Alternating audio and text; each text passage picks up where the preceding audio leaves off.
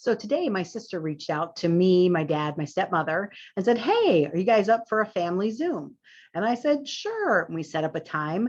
She's in Colorado. My dad and stepmother are in New York and New Jersey, and I am in Chicago. So it's always a 2:30, 3:30, 4:30, and we try to make sure we don't screw those times up. Well, today I said yes. And then I set up the Zoom and I sent it to everyone. And I logged in at 3:30, all ready for a little catch up session. And no one came on. About 10 minutes later, I sent out a text and said, "Hey, did everyone get the link I sent?" My dad jumps on and he's like, "Cathy, aren't we doing tomorrow?" And I look back at the text my sister originally sent that started this whole, text message chain. And of course, she says tomorrow. So this leads us into my talk on life balance. I normally don't tape my podcast with no makeup and in a sweatshirt in my jammy pants. Now, I might have a nice top on and still have those jammy pants on because it's a Zoom world these days. But I decided, well, I'm downstairs in my recording studio. I'm ready to go. I have the time. I might as well just knock this off or knock this out. And I guess my first lesson about life balance is slowing down. Had I actually taken the time to read that text from my sister, I would have known that we were meeting tomorrow. Anyway, now I'm here with you. I hope you're having a great day. Life balance is our element of health for our 12 elements of health that we've been rolling out all year. And I just love talking about the individual aspects of what makes a human body healthy, what makes our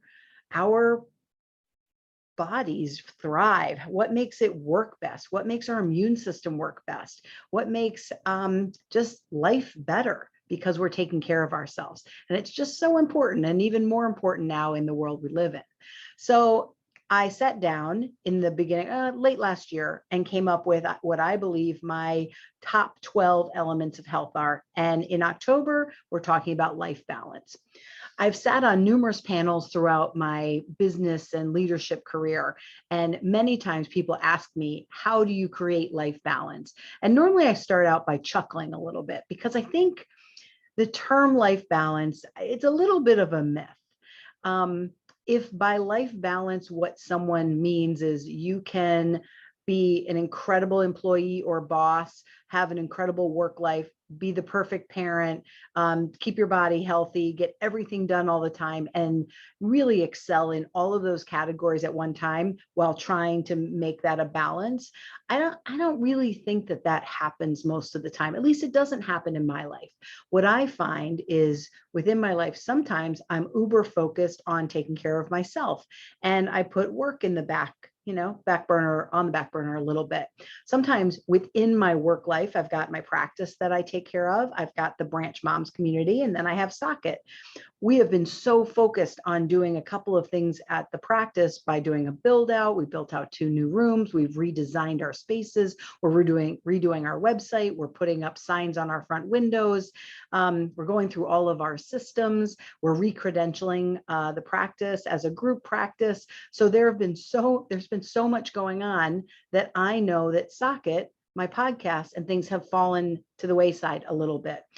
And parts of me, and I talked about this a couple of weeks ago, I started feeling guilty about it. Like, man, I promised myself I'd be doing that. I've been doing 2 a week. And at some point, something's got to give.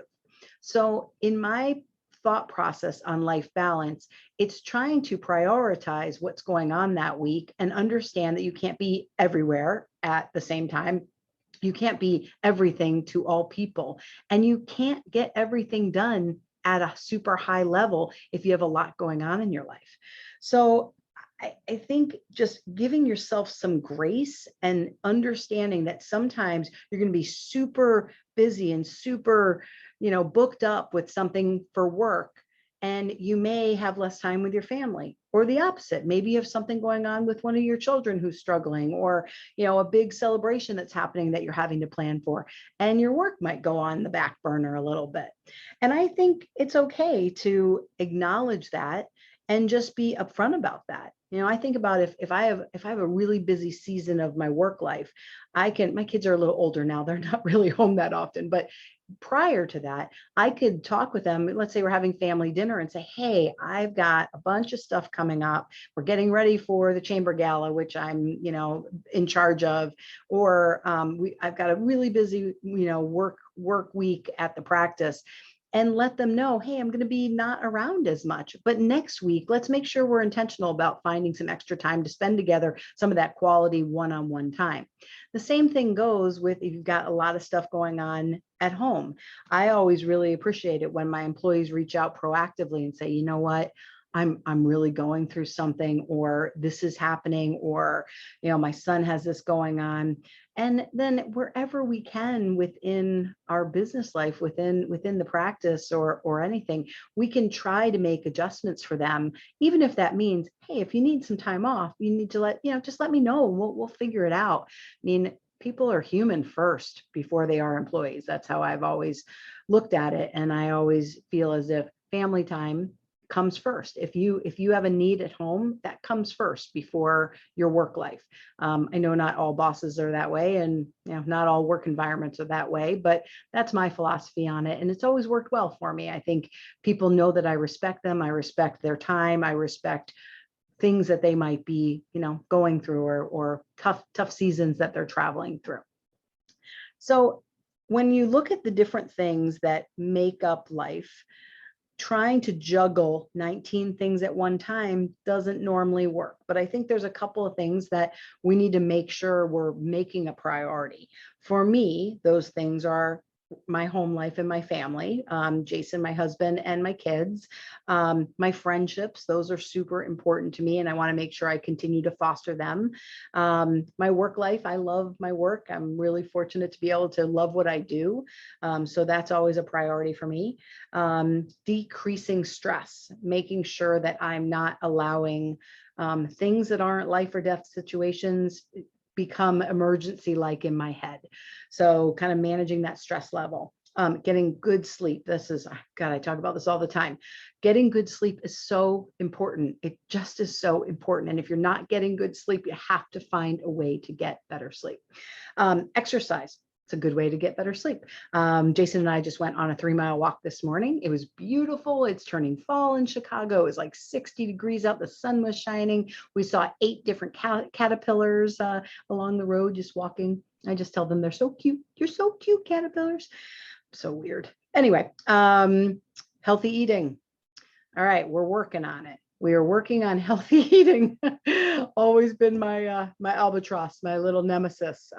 Trying to get my diet where it needs to be, my regular eating. But Jason's been a huge help with that. He has been cooking us breakfast most days, which is just awesome. And that allows me to get a little extra work done. And then we also what is it called? It's called Green Chef, I believe. We ordered this food kit, and it's organic, and we chose the keto and the paleo one. We don't necessarily follow that to a T at all, but the food is, lower bad carbs and good fats and high quality organic proteins and things like that. And that's been awesome. We had one the other night. It was bavette steak and shrimp, and this kale thing that's got sauteed up with mushrooms and some sort of sauce. Gosh, it was so darn good. So that's been helping, because then we get out of our rut of eating out too often. And, sometimes we just get busy. And at the end of the day, we're like, oh my gosh, we're so tired. Let's just go out and eat something out. Not that there's anything wrong with that, but we were doing way too much of it, and we were out of balance with it. So this, getting this Green Chef has been helpful for us. There's still some cooking to it. It takes about a half an hour. So I know for some some moms on the branch, they've been asking more regularly about food prep places, or places that send prepackaged meals where they really can just put it in the oven, put it in the microwave, something like that. This is not that, but we have the time to be able to cook up that half hour. And yum, they're delicious. Anyway, so that's been something I want to prioritize. And then, getting some sort of downtime, hobby time, something that makes you happy time. So those are like the 8 things that really, actually it's 9 because I added friendship on the last second because my friends are so important to me and really are a part of my family. So those are the 9 things for me that I don't want to dip too low, right? And then you have certain other things that pop up that become, you know, volunteering at the school, going to a charity event, uh, going to, you know, a family event. There's lots of other things that pop up that can go into your life that you have to then work in and try to balance that all out. So one of the things that I talk about a lot as well is saying no and setting boundaries. You know, there's some things that just don't fit into where you are right now. And maybe it's not a no, never, it's a no, not right now. And the things that I put in those categories are sometimes I get asked for or to go to a charity event. And let's say it's for the Humane Society, which is a wonderful organization. I'm not necessarily a big pet person. I've had pets before, but my mission is always to help moms and kids because I run the Branch Moms community. So I'm looking always for opportunities to connect with organizations that really focus on moms because that is my passion because of what I do. And so at the end of the day, there's events in Naperville like every week, and you could just go to so many of them. And at some point, you spread yourself too thin and you get out of that life balance.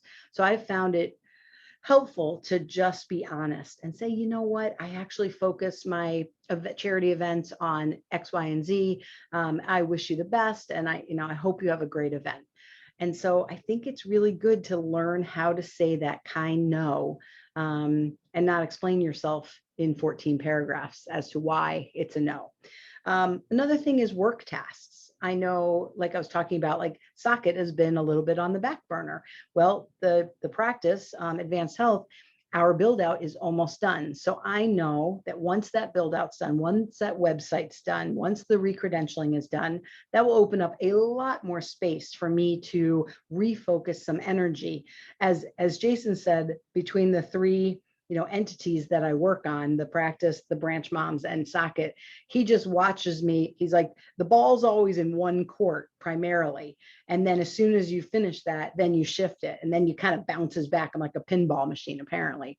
So it was interesting to have that observation from him, because sometimes you're too close to yourself to even know what you're doing. But now that he said that and I'm aware of it, I'm like, okay, you know what? The ball's in the Advanced Health spot right now. And that's okay. Right now it's not in Socket, and it's always in the branch. The branch is a ongoing 24-hour a day process of, especially on those mom forum groups where moms are posting nonstop and we have to approve posts and answer questions. That's a little bit of a 24-hour job. Anyway, but I used to feel bad about it, right? I used to be like, oh, I'm not getting that done. I'm dropping the ball, on some of these things. And now I'm just like, yeah, I have too much going on. I have so much going on in this one category. So these other 2 categories are not going to get my full attention. And sometimes one category is going to get barely any attention. And, sometimes that's okay. Something you dread. I don't know who told me this. Probably was a business coach or a mentor at some point, but that thing that you dread, that you keep putting off, that just becomes like larger than life, and you're like, oh, I got to do that.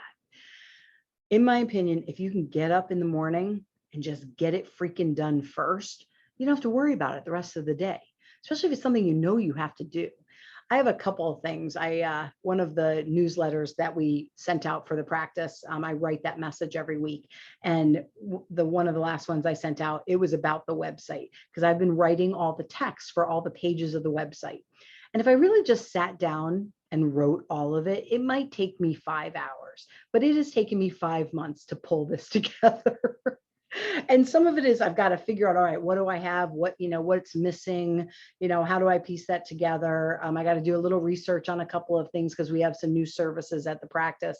But I have made this a huge thing in my head. And so next week is my focus on, I just need to get this done and get it off my plate. Because I have spent more time worrying about getting it done and stressing about getting it done. And if I use that time that I was worried about it to just get it done, it'd be done. So I just suggest, if you have something that you don't, your least favorite task, if you can't outsource it, because outsourcing can be a great option. If it's something that you have to do all the time that you can't stand, man, I'm a huge proponent for outsourcing if you're able to. Makes life so much better. Parenting, man, parenting's tough.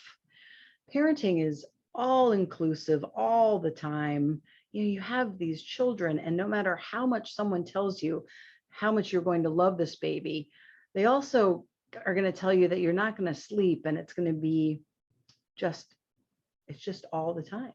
And it's amazing. The journey of parenting, the journey of motherhood and fatherhood can be so incredible, but some of the lows can be so low. Some of the stressors can be so stressful. And so look at your family life and find out or figure out what's your priority. What are the things that are non-negotiable to you? For some people, that's having a family dinner every night or a couple nights a week. For some people with younger kids, it's I want to put my kids to bed almost every night, unless I have something going on. For some, it's I want to wake them up and make them breakfast and get them to school. So, it's sports, it's dance recitals. Find the things that are non-negotiable and work them into your schedule first. Because once you work them into your schedule and they're there on your calendar, then you can make that time for that and you can allow for time for that. And sometimes you're going to miss things. Sometimes you're not going to make it to the show. Sometimes you're going to miss the soccer game because something else is going on. And that is just okay. If it's not something you want to miss a lot, try not to, but don't beat yourself up if every once in a while you're not there, because your kids are resilient and they'll be okay. And they've got other people that are there to support them for the most part. That brings me to something else that I skipped over. Give yourself extra time. This is incredible. This I learned from my friend Sarita. We used to tape the Moms Network TV show on NCTV 17. We taped it for 3 years, and we had a show probably about saying no, setting boundaries, life balance, something within that realm. And she said that she started putting 15 minutes in between her meetings or whatever she had going on in her calendar. Let's say she was going to have a half-hour call from noon to 12:30. And then she would put 15-minute break. And then she wouldn't schedule anything till 12:45, as opposed to doing call to call, back it up or have it back to back to back. And so I think that's a really good idea. I think about also like getting to the airport, just travel time to work, getting ready, right? I mean, you give yourself 10 extra minutes on all of those things and your stress levels decrease so much. And if you get to work a little bit earlier than scheduled, something tells me you can figure out something on your phone to do for 10 minutes, or you can sit in your car and maybe breathe, do a little meditation, get a little downtime, make a phone call to a friend, right? There's lots of things you can do with that time. But if you're always running late, you're always trying to catch your breath, you're always, running back to back to back to back, that can be exhausting, and it really takes away from our overall happiness and that balance that we're talking about. Saying no, setting boundaries, we already talked about that. Take stuff off your plate. I mean, look at your plate and be like, dude, you ever go to Thanksgiving and you take a plate and you load it up with so much food, and then you start eating, you get halfway through and you're like, how did I think, how big does my stomach get? Like, how did I think I was going to eat all of this? So kind of the same thing with life. If you look at your plate and you're like, dude, this is too much. This is not healthy. This is stressing me out. I'm not sleeping over this, or, I'm not able to exercise, or I'm losing time with my kids that I don't want to, or I'm not performing as well at work because I have so many things that I'm trying to juggle. Take something off. Again, doesn't have to be forever, but maybe it's just hey, I'm going to take a break from that for a week or a couple of weeks or a month or a year, whatever you need to do. It's okay. Sometimes we just need to take a break and take something off our plate and decrease our stress. I don't know. Stress is bad. It's really bad on our bodies. So try to decrease it. Another thing I like to work on, and I talked about this a little bit, is focusing on your strengths. Doing the things you're good at takes a lot less time than doing the things that you suck at. So for me, I was talking about delegating, right? Getting something, outsourcing, getting something off your plate.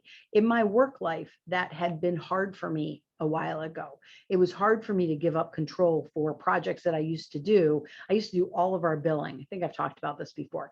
Do all of our billing at the practice. We had, when I was married, we had 3 practices. We had an MD and 3 PTs and 2 chiropractors and 4 massage therapists. And oh my goodness gracious, the billing was so overwhelming. And I would just get behind weeks, 3-4 weeks. Remember when my woman that worked for us, she was like, why are you giving Blue Cross Blue Shield such a long-term free loan?